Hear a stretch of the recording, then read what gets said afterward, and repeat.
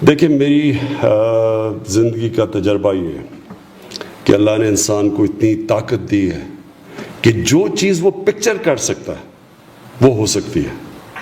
یہ جو آپ نے ابھی ماڈل دکھایا، یہ جو اسپیس ایج کا ماڈل تھا، یہ جب آپ ایک چیز تصور کر لیتے ہیں تو ایک چیز یاد رکھیں کہ اشرف المخلوقات ہیں ہم، اللہ کی سب سے طاقتور مخلوق، جس کو جب شیطان نے انسان کے سامنے نہیں جھکا تھا تو اللہ نے شیطان کو اور فرشتوں کو کہا تھا کہ تمہیں نہیں پتا کہ میں نے اس کو انسان کو کتنی طاقت دی ہے، پوٹینشیل دیا ہے. تو ہم اپنی زندگی گزار دیتے ہیں، ہمیں پتہ ہی نہیں ہوتا کہ اللہ نے ہمارے میں کتنا پوٹینشیل دیا ہے.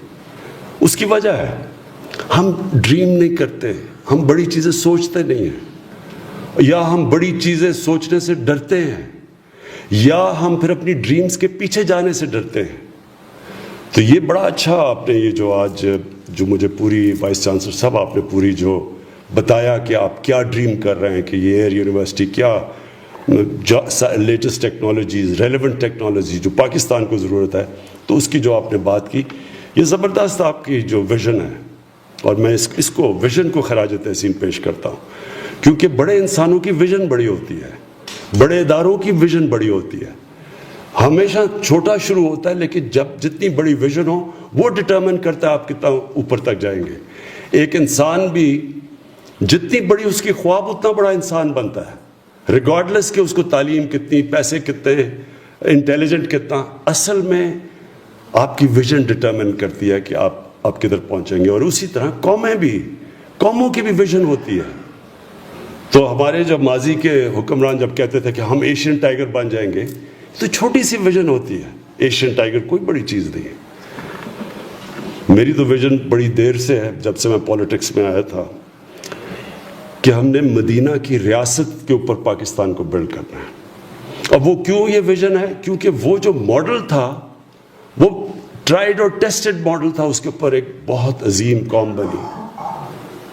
اور تو یہ دنیا کی تاریخ کا حصہ ہے. جو وہ ماڈل بنا تھا، کوئی وجہ تھی کہ وہی عرب جن کو پوچھتا کوئی نہیں تھا، دو سپر پاورز دونوں طرف تھیں، اور وہ قوم اٹھ کے دنیا کی امامت کری. اور یہ بھی میں بار بار لوگوں کو بتاتا ہوں کہ تاریخ کا حصہ تھا. یہ ہیومن ہسٹری ہے کہ 625 میں بدر کی جنگ لڑی گئی، 313 لوگ تھے، اور 636 کے اندر 11 سال کے بعد رومنز یارموک کے اندر شکست کھاتے ہیں ان مسلمانوں سے. اور رومنز کی جو سدرن لیجن تھی وہ 1,00,000 فوجیوں کی تھی. تو 11 سال کے اندر وہ قوم ٹرانسفارم ہو گئی. یہ تاریخ کا حصہ ہے. تو کوئی اس جو قرآن میں ہمیں واضح کہا گیا کہ ان کی زندگی سے سیکھو، تو کوئی چیز ہوگی ان کی جو قرآن ہمیں کہتی ہے ان کی زندگی سے سیکھو، ہمارے بھلے کے لیے. ساری چیزیں قرآن میں انسان کے بھلے کے لیے ہیں. اللہ تو خود کفیل ہے، ہماری بہتری کے لیے. تو جب مدینہ کی ریاست کی میں بات کرتا ہوں کہ اس کی ویژن پہ چلو، تو اس کی ویژن پہلے پکچر کر لے وہ کیا تھی. کہ ایشین ٹائیگر بنانے کے لیے نہیں تھی، وہ ویژن تھی ایک انسانیت کا نظام بنا تھا. ہیومینٹی کو سب سے پہلے پریفرنس دی گئی تھی. ایک وہ ٹائم جب پیسے بھی نہیں تھے، لیکن ایک ریاست نے اپنے کمزور طبقے کی ذمہ داری لی تھی، بیواؤں کی، یتیموں کی، معذوروں کی. پہلی دفعہ پھر پینشنز مدینہ کی ریاست میں نکلی تھی. تو پہلی چیز انسانیت، اور پھر اس کے بعد رول آف لا، انصاف. کہ جو ان کی سینگ تھی کہ کوئی قانون کے اوپر نہیں ہے، کہ تمہارے سے پہلے بڑی قومیں تباہ ہوئی جدھر ایک قانون طاقتور کے لیے تھا اور ایک کمزور کے لیے تھا.